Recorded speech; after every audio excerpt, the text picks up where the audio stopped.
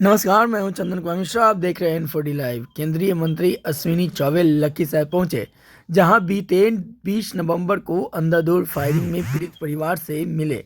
इस दौरान घटना की पूरी जानकारी परिजनों से लिया।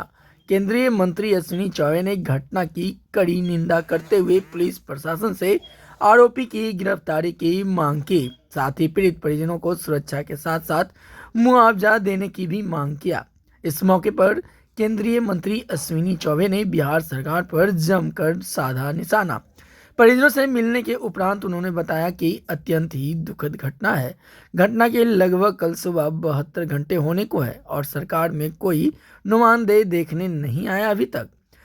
परसों जब टेलीफोन से एसपी से बात हुई तो उन्होंने बताया कि गिरफ्तारी जल्द ही कर लेंगे। बहुत दुखद, अत्यंत ही पीड़ादायक है, कष्टदायक है। जिस परिवार का एक परिवार का 6 बच्चे, 6 लोग उनके चले गए परिजन। आज उस परिवार का देखनहारा मैंने देखा किस हालात में। ऊपर से आज हमको लग रहा है कि कभी भी ऊपर से वो गिर जड़ जाए, जिससे कहीं और कोई घायल या कुछ प्रकार की घटना न घट जाए। इसकी ये हालत परिवार की है और सरकार के कोई नुमाइंदे आज तक देखने नहीं आया। 72 घंटे अब कल सुबह तक हो जाएंगे। पुलिस प्रशासन के एसपी ने हमसे परसों कहा टेलीफोन पर कि मैं इसका तुरंत गिरफ्तारी करने जा रहा हूँ। अभी पूछा मैंने, बोला हम गिरफ्तार कर लेंगे सर। वो पुरस्कार घोषित कर रहे हैं। ये कैसी सरकार है जिनका पुलिस प्रशासन पूरी तरह से कहा जाए मौन है। और एक तरह से जब पुलिस को पहले से मालूम था, परिवार के लोगों ने मुझे बताया कि कई बार हमने थाने में खबर की।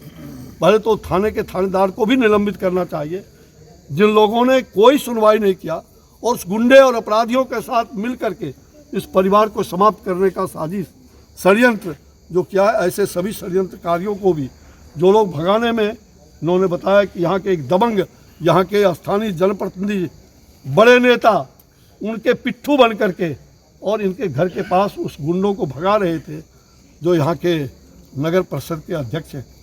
दुर्भाग्य है, ऐसे लोग अगर इस प्रकार से राज्य सरकार का एक भी नुमाइंदा नहीं पहुंचा, यहाँ के सांसद और यहाँ के लोग जो इतनी बड़ी घटना घटी उनको होश नहीं। इतने बड़े नेता हैं सत्ता पक्ष के, क्या कर रहे हो? ये संसदीय क्षेत्र में और पूरे बिहार में क्या हो रहा है?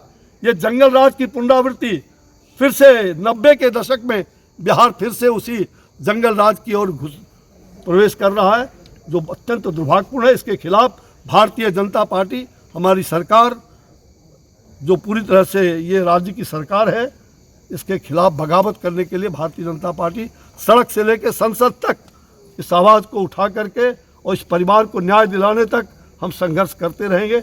हम इस परिवार के पीड़ित परिवार के साथ हैं और ये जाति उन्माद फैलाने का एक षड्यंत्र है। ये जाति उन्माद फैलाने का षड्यंत्र है। जानबूझ करके जिस प्रकार से 90 के दशक में हत्याएं होती थी, जाति उन्माद फैलाया जाता था, आज वही स्थिति फिर से, आज 90 के दशक में वही स्थिति हो गई है। जाति उन्माद फैला करके वोट बैंक की तैयारी हो रही है। दुर्भाग्यपूर्ण है। कोई जाति हो, किसी जाति का अपराधी हो, किसी जाति के लोग मारे गए हैं, ये अपराधियों का जो षड्यंत्र है, अपराधियों को हम पूरी तरह से उसके मनोबल को चकनाचूर करना, ये सरकार का दायित्व होता है। इसलिए जाति कोई भी हो, जिसने भी जघन्य किया है, वो जाति से नहीं, वो अपराधी है। अपराधी किसी जाति का नहीं होता, अपराधी कोई जाति का नहीं।